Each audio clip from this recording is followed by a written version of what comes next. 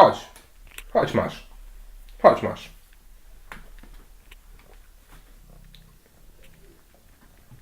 Tu.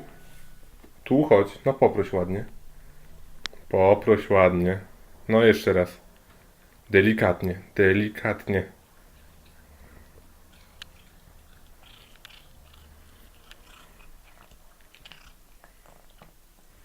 Ale palce zostaw. Zostaw palce. Chcesz jeszcze kawałek? Dać jeszcze kotu? Już, czekaj chwilę.